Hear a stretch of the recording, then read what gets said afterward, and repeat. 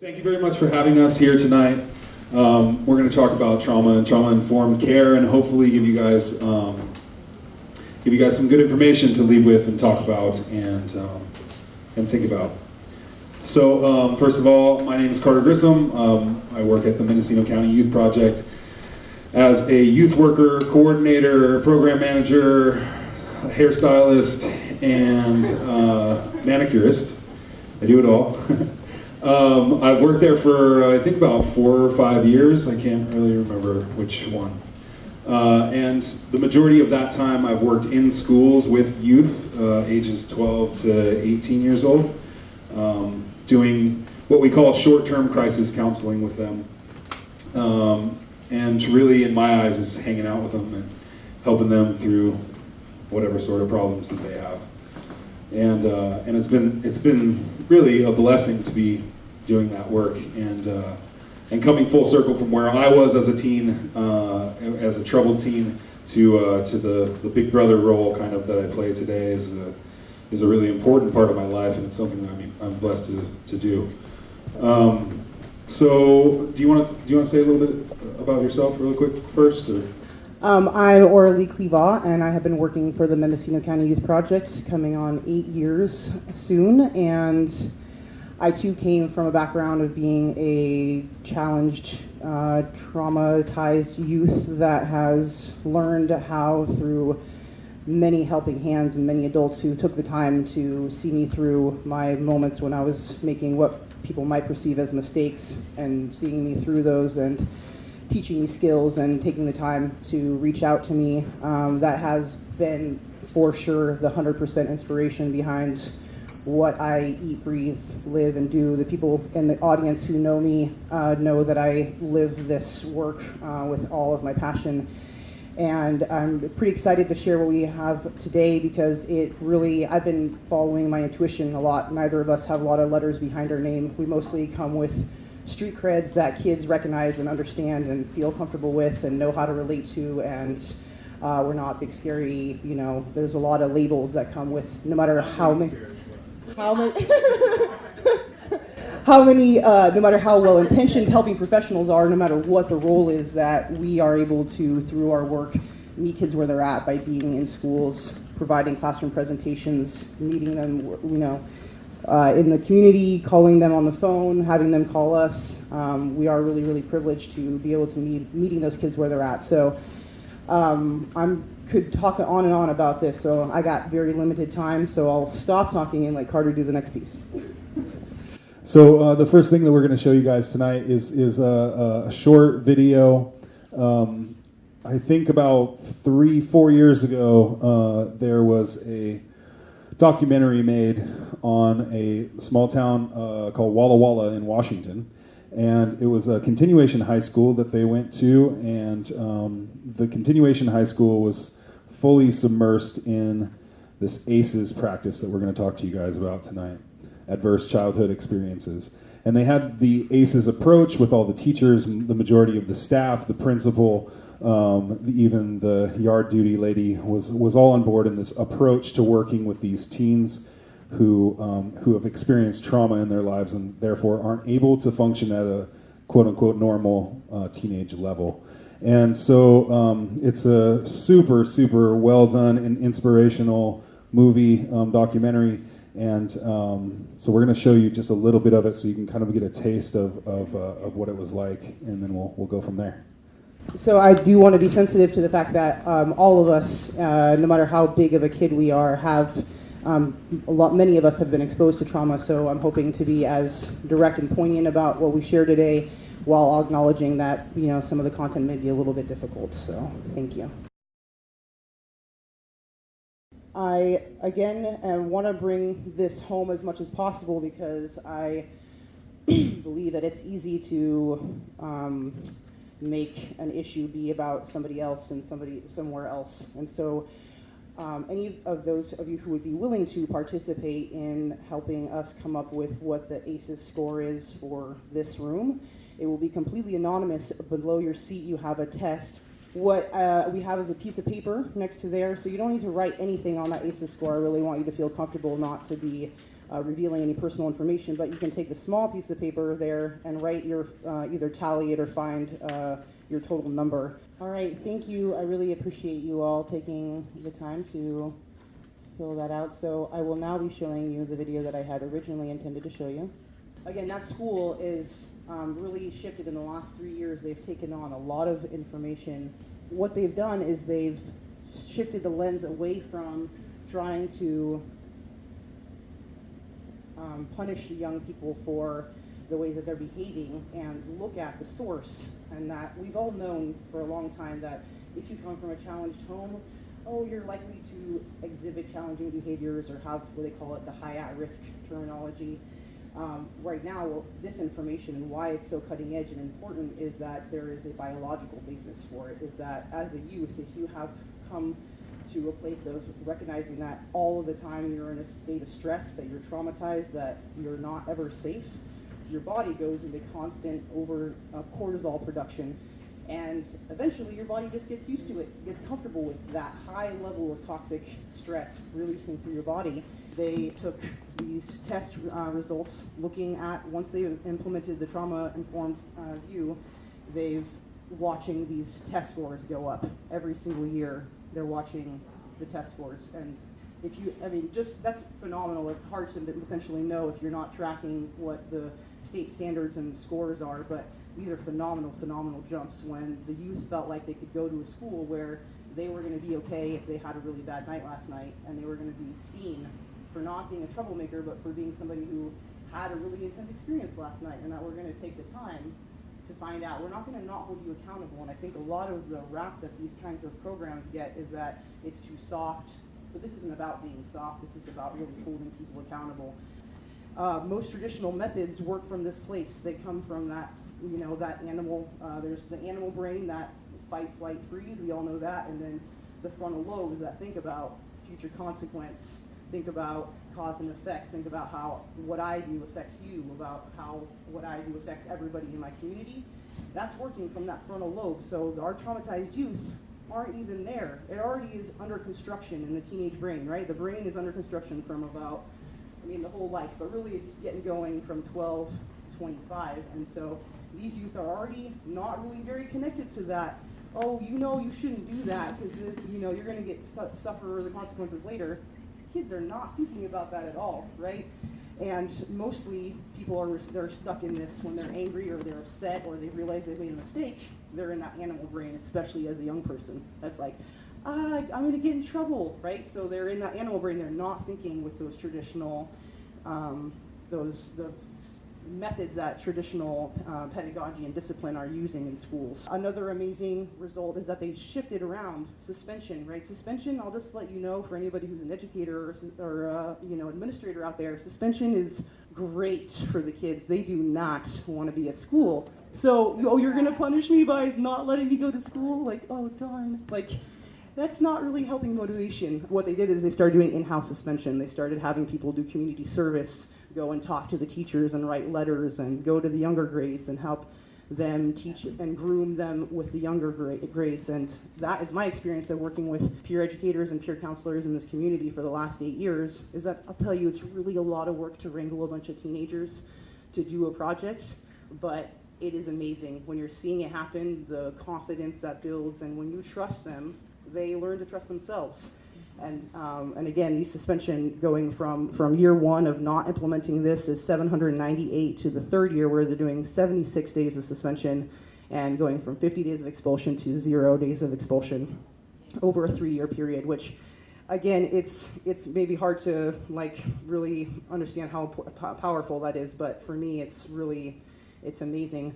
So and this is a Washington data, but in an average class of 30 young people, there'll be 6 students with no ACEs, 5 students with 1 ACE, 6 students with 2 ACEs, 3 students with 3 ACEs, 7 students with 4 or 5 ACEs, and 3 students with 6 or more ACEs. And so what happens is that once you hit more than 4 ACEs, you really start to see the biological and health breakdown on a long-term level, because again, whatever you hardwired and how you function and interface with the world up till your age 18, is how your foundation, it's your blueprint. And so it becomes very, very difficult to break down and recreate. As we know, teaching that old dog new tricks is not easy. So real quick here, I want to cover this.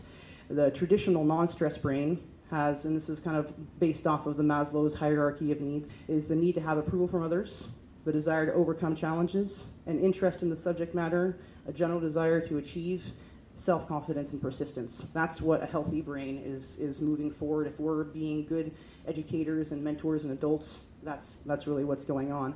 In the traumatized, stressed brain, that's the brain that is just pumping out cortisol all the time, and they don't know, the young people, even us, have a hard time how to unprogram and get out of that hyper mode. It's almost biologically impossible. Wants approval but collapses under the pressure to earn it. Stakes are too high and unmanageable within child's window of stress tolerance. So kids that are stressed out are really, really close to that trigger point, that moment where you've ever interacted with a young person and you're like, I'm just asking something, and all of a sudden they just spewed all over you. That's because they're in this very high stress place, and their capacity, their stress moment, the moment that, did that really happen? Boom, I got caught, I'm gonna lie, I'm gonna freak out, I'm gonna distract you from whatever it is that you're gonna punish me for, right? So it's that stress tolerance is very limited. Self-view, if they do not get the reward, they're stupid, they're bad, unlovable, different, unworthy, and unsuccessful. They're afraid to try and fail. They will not fight to achieve. The students does not want to look bad, and so you'll see this a lot with particularly young men, but people in general. I don't have a skill basis, and I don't want to be in trouble or I don't want to look stupid in front of my peers. I'd much rather be in trouble with the adults, and I see that over and over and over again, especially our young men who just are not willing, and just like any of us are, embarrassed to admit that we don't have some specific skill. So it's huge. I really am seeing a lot of that in the schools in my everyday work, and lack self-confidence and will not attempt to try. And that's what you see in a lot of these kids who get, backed down from from being moved around a lot, missing skill development. They learn that they're a bad kid because they missed school, and it just steamballs on itself. And you see these kids at 18 who are like, I don't have a scholarship opportunity, I don't know where else to go. And many of the young men, particularly that I'm seeing, who are completely failing the traditional system, are signing up for the military and the army as soon as they turn 18 because they don't know what else to do. And it's interesting how they can't handle English teacher structure, but how they're willing to go to the army because and that's what that says to me is that kids actually want a lot more structure and a lot more boundaries than even if you have the good intentions, is that kids want that structure. They want to know where their edge is. And so that's been one of the things that I've really learned in my time. So again, I want to just here's a person with 4 or more ACEs has 12.2 times more likely to attempt suicide, 10.3 times more likely to use injection drugs, 7 times more likely to be an alcoholic, 3 times more likely to smoke, 3 times more likely to binge drink. And again, all of this is not just these mental health challenges, this is every single kind of diabetes, heart, because we're all connected, right? We like to think sometimes like, I am just a talking head and I have no body, but really all the time we are, we're having a physical body experience, and that is affecting how we're able to show up and feel confident in the world. Here we have a nice little graph of the ACEs across California, and again, this is the most common ACEs among our California residents. We have 35% have emotional abuse, 26% had parent separation, 21% substance abuse in a household member, 20% physically abused. That's huge. When you're sitting and looking at a group of kids, I have 5 kids, one of those kids is being beat, and to me the thing about it is, even after all this work, I have still a hard time really connecting and grounding out to where it is that these young people are coming from when they show up at school or when they show up at work. It's even for me, who has just had thousands of hours of footage around what is really going on in this community, it's amazing to me. We are really, part of why I wanted to bring this today is because I want us to know that this is like so prevalent. Here is our Mendocino data. We have, again, 35% with 0 ACEs, but we have 50% with at least 2. 25%, 23% with 4 or more ACEs. So out of this room, on average, you're saying that 1 out of 4 of us has had so many challenging, adverse childhood experiences that there are health effects. The great news, and I want to get on to the next piece of it, is that there is a possibility to reverse all those. And as I introed, for me, it was primarily people and adults in my life, one after the other, who just kept on showing up and bringing their little piece. And it was that every single one of those people was part of my life, and I really, really appreciate that. The main message that didn't get conveyed in that part of the video was that the teacher is holding fast. He's not taking personally the young man who's throwing all kinds of venom and curse words at him, and he's just like, I love you, and I care about you, and I'm here when you're ready to talk. And I know that teenagers have a fierce pushback and a fierce outer edge, but what I've discovered is that the more I can just be like, oh, cool, like, that's your edge, like, I'll just relax here, and eventually I make connections because I'm not trying so hard to get in.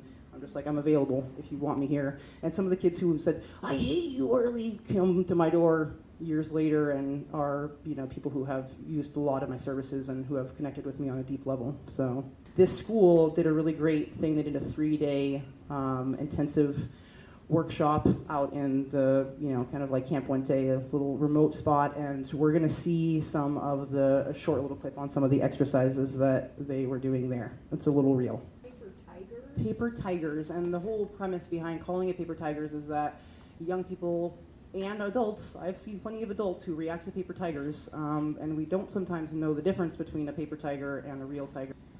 All right, so pretty sobering moment indeed. I tried to find some youth who would be willing to give me some anonymous quotes about their experience with trauma in their lives, and not so easy to get a young person to articulate how that impacts their life.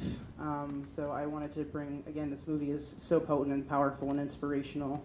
Again, Paper Tigers movie, and what's so great about that is that what we're finding out is that it's a whole movement that's happening across the United States, that there are more and more schools that are taking on this trauma-informed lens and taking less of that top-down approach, which I know is the easiest, it's the most, like, default easiest ways to come to that top down, I'm going to just threaten and scare you. But for me, the main thing I could advocate for from my years of work is that we want to help young people develop their own moral compass. We want to help people not be afraid of mommy or daddy or of the police. We want them to develop those intrinsic values themselves so that they feel good about being a person that's a part of their community. And I feel like the things that I hear over and over again is that especially teenagers, and I think we do a better job with the K through 8, but less so with the teenagers. They're kind of this lost era in the middle that they're not old enough to be adults, but they're not going to hang out at the carnival and play. And so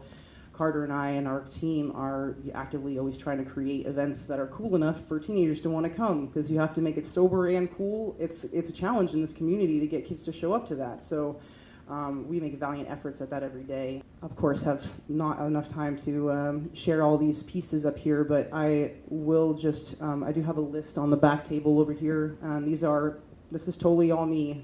This isn't my work. This is me and my experience, what I've learned from working with young people. And one of the things that I want to reiterate is that the young person's brain is under construction from 12 to 15, 25, and that they're really not connected to that part of the brain. When you're saying, do you understand why? And they're like, no. The answer is they do not understand why. They didn't think about it, and they don't really care. And the more you lecture them, the more they just want to give you the finger.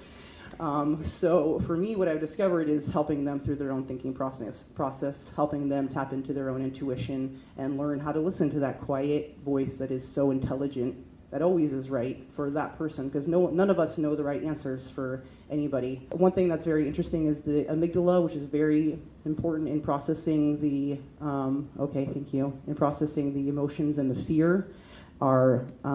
That's the primary place that they're acting from, is that reactionary fear and anger. That is where they live in their brain, and if there's any connections that are making up to that frontal lobe, good job, adult, who is doing that.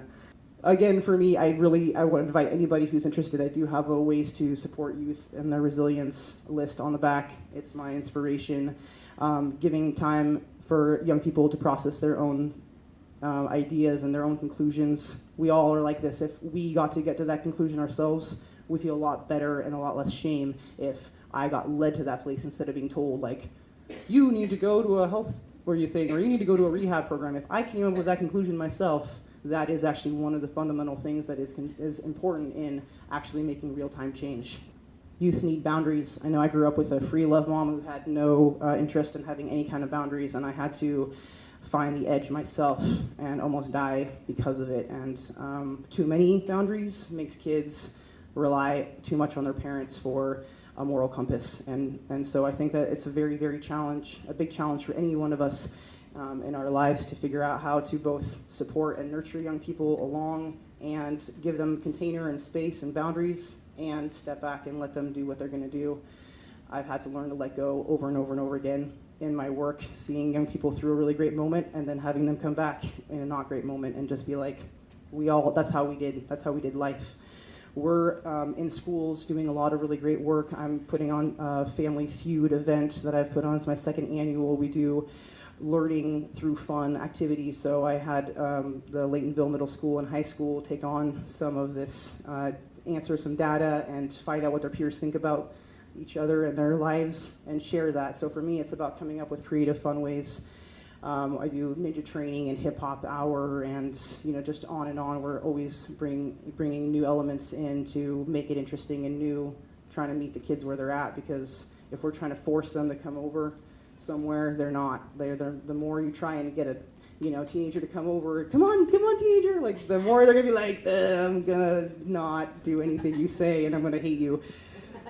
So I do want to give Carter some time, because he totally came here and has been a phenomenal coworker and inspiration to work with. It's hard to be out doing this work. We're all in our own communities and we get to meet up and share ideas and figure out what the best work is. So just thinking about all of this, these ACEs, this stuff that we've went over tonight, that we've learned about how many people have high ACEs scores or an ACE, and how do we practically deal with that as caring adults, as professionals, as members of our community or our society.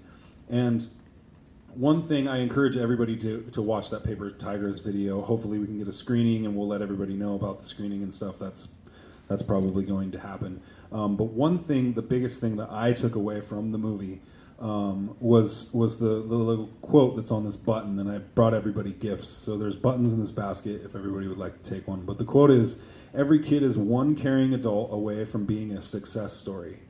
And in the movie, that's the thing I took away. I watched the movie and I was like, this is so well done. It's a great movie. But it was like, the thing that it boiled down to was showing up for a kid regularly could help change their lives. And it made me think about how I had shown up for my second cousin. He's like my nephew. I grew up with no brothers or sisters. I'm an only child, but I had all this Italian family and 7 or 8 boy cousins. And one of those was 9 years older than me. He was like my hero. I looked up to him, and he developed a drug addiction. And he had 3 kids. The first and oldest one was born when I was 16. And he was like my little homie, he was like my little man. And as my cousin's drug addiction progressed, I kept seeing my little homie get neglected and left alone and all these things. And so a few things that I did just intuitively to help him know that I was there for him no matter what, if his parents weren't or not, was at a very young age I made him memorize my phone number. And I told him that if he ever felt uncomfortable, he could call me and I would be right there. And I made him recite it to me every time I saw him. Every time I showed up, I was like, what's my phone number, dude? It became this little thing that we had.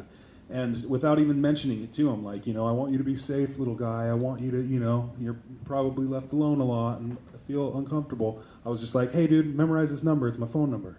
You can call me anytime and I will be here, And especially with him, I showed up when I told him I was going to show up, And I never didn't show up for him. I made it a big priority to make sure that he felt special and he felt like I was showing up for him when not very many other people especially his parents, weren't showing up for him. And then just recently, last year, I got to coach his football team because he's now a big dude, as big as me.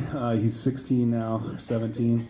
And so I got to coach his football team. It's just another way of just showing up for him, just being like, dude, I'm just here, I'm helping you out, whatever you need, so that hopefully I can maybe be that one caring adult that can get this kid that has probably high ACEs scores through his life, And I studied with a monk from the Abu Ghraib monastery in Tomkai in Redwood Valley, and he told me one time that you have to recognize your own capacity to help.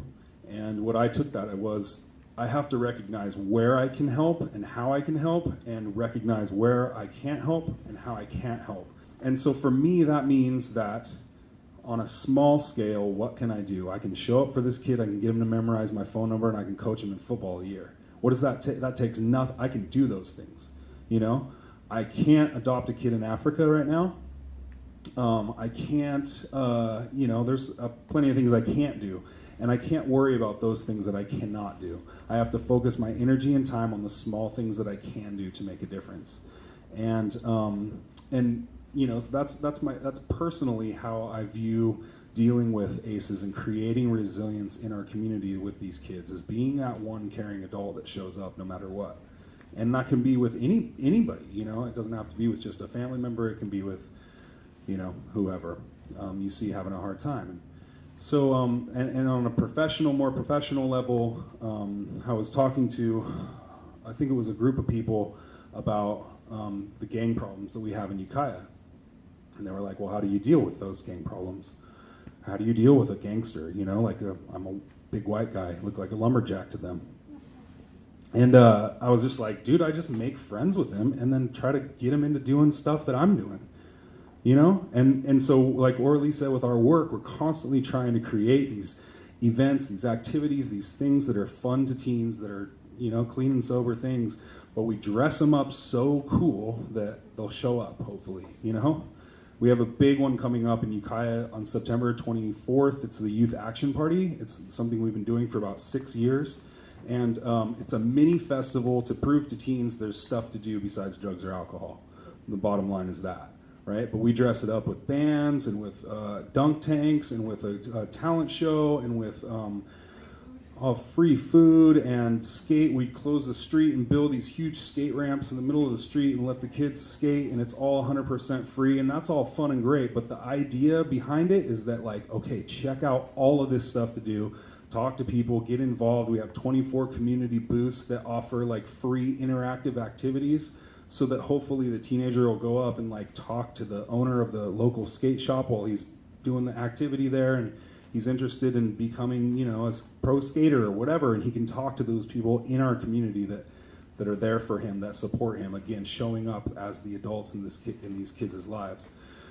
So we try to do those things, and that's, kind of my ideas on how we build resilience and how we go forward, knowing this stuff that we now know about ACEs and about these kids who are hurting, and the ways that we deal with them. The approach that we have has to be one from understanding and empathy and being able to show up for them in any ways that we can. We're going to announce our local in our room ACE score, which is 4.8. So we are high, and I would venture to say that again, the 4 is a big number where you start to have those long-term health effects, and we really do live in one of the poorest counties in the state, one of the state counties with the highest number of CPS reports, and we have a lot. Even the people who are maybe a little more affluent, who are in the underground market here, live toxic stress because of the high stress levels that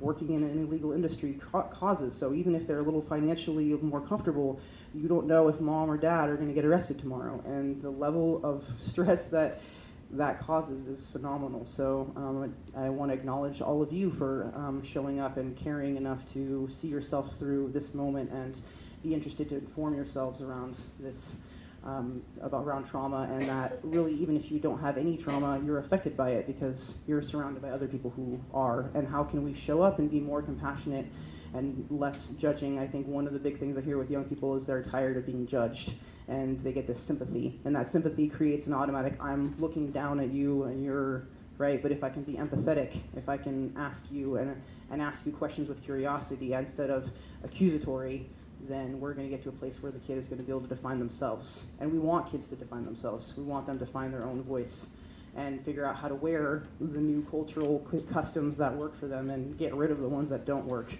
Thank you, and we'll, yes, take questions now if you guys have any. Thanks for all this fabulous information that you've given us, and I really appreciate the work your agency and the two of you and your team are doing.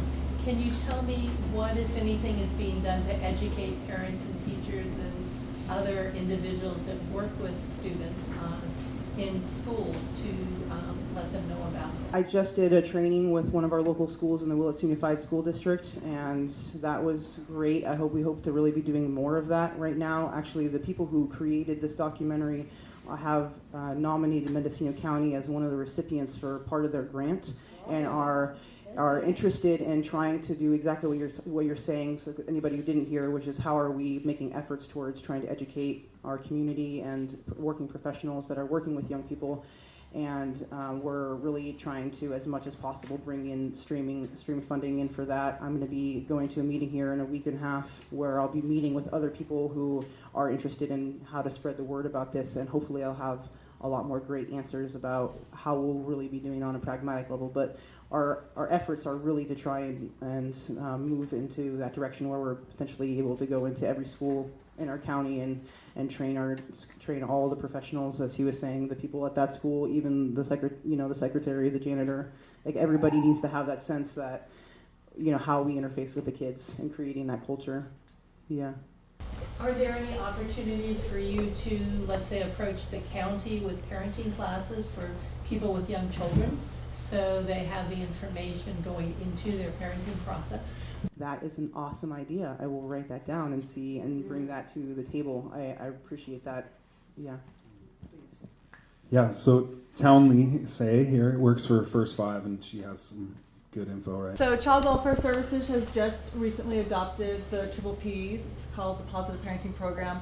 So it will be going through the mandated, so if a parent has to have mandated court parenting classes, it will be based on the Positive Parenting Program, which has been proven to build resiliency into communities and reduce the harmful effects of ACEs amongst families. So being that, that care provider, teaching parents how to give those boundaries and those safe coping methods that these children need so they can actually reduce the effects of ACEs. So that is happening. It's being piloted. And so First Five is, the Raise and Shine program is working with bringing those positive parenting classes throughout. And also, just on that same thing, in Ukiah, what was it, in the springtime, we held a showing of paper tigers, and sort of got the conversation started about what we do as a community, as educators and as youth workers. How do we go from here? Knowing that, yeah. But it seems like it's really important to also engage law enforcement agencies so they realize they're not dealing with young people that are being belligerent or oppositional, but just traumatized. Right. And that's the idea, is to invite the community as a whole together to create that empathy, right? Which is what we kind of saw tonight, was that understanding of what goes on with these kids who have this. And so yeah, in Ukiah we had law enforcement there, we had juvenile probation there, we extended it out to everybody to try to get everybody on board, because just like with the schools, everybody has to have the same approach. Otherwise you're having people damage kids as they're walking into the environment that you want them to be in, and it can be a mess. So yes. A question: do you have classes on people that work with kids that do for trauma-informed classes to know triggers and all? No, I don't think we do specifically. No. No, not yeah. Yeah, there are programs offered through the college that Okay. we have.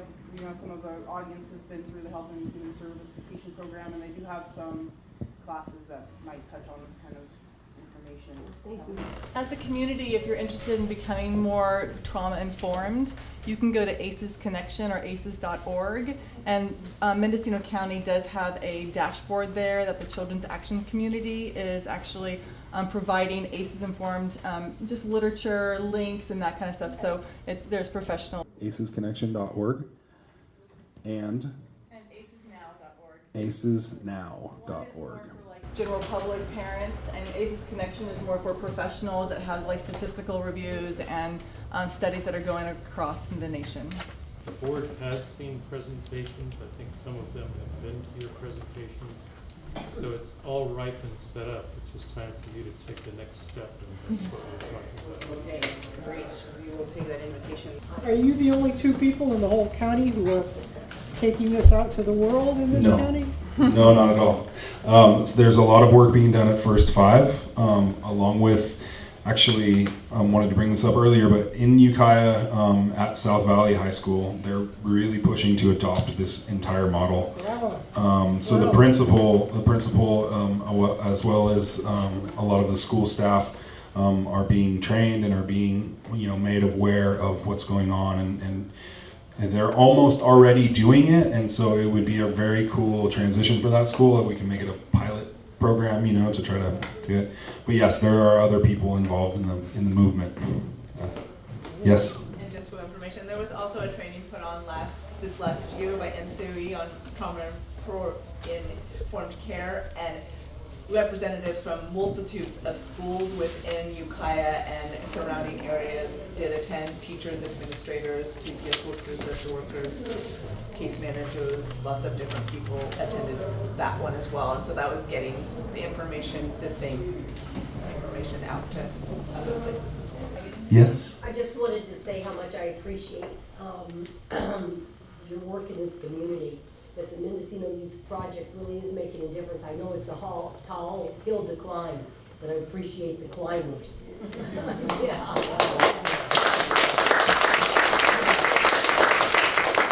Well, thank you. I just want to say on that note that I really appreciate the Youth Project having witnessed us as, like I said, not with a lot of letters behind our name, but more for where it is that we come from and what it is that we bring through showing up and being authentic and doing our own work. And I'm inviting all of you to do that. And if I'm going to just end with a 1-minute slam poetry, because that's what I do. So I wrote this when I was up in Covelo. I went to this school, and my mentor and person who I just adore, John Kurtro, was like, "Good luck," and he walked out, and I was like, "Oh, if he said good luck, this is going to be a good one." So, and it was probably one of those moments that I'm like, oh, I feel like I'm in my first year all over again. So, at the very end, I walked in and I shared this, and I walked out. I left, food, and then just left. I was like, and drop the mic. So, here we go. So, I don't care if you try to shut me out or even pretend to pout, because I see through your walls to the place in you that calls to speak about something that's real, something that's got appeal, instead of just more blah communication, blah participation, blah expectations, just someone to relate to and sees you for who you really are beyond all the scars and well-practiced movements of protection, which often lead to faulty projection. And guess what? I'm not trying to tell you that you're right or wrong. I just want to inspire you to sing along. And I know you do it in your own way, and trust me, I would love to hear what you have to say, but you don't know if I walk my talk, and your first reaction is to shut me out with a lock. And I remember those days like they were yesterday, like at any moment I could fade away and no one would even care. But I am here to acknowledge that you are rare. I want you to see that you are seen and not just labeled as a teen. I want you to see your choices and not get lost in the noises, because it is very difficult to follow the voices that lead away, and even more difficult to not follow the voices that lead astray.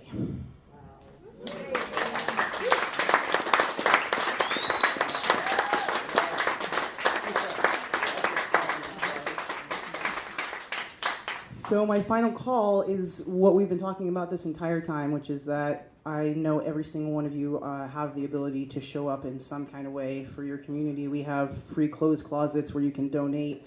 There are tons of service groups in this community. There's just so many different kinds of ways of getting involved. If you're wanting more ideas, come talk to me afterwards. We do have some brochures over here. We'd love you to take a button. Again, I have my Ways to Support Resilience list right here on the way out. We'll be here for a couple minutes to talk if you have any other questions. So thank you so much and have a wonderful evening. Thank you for your time.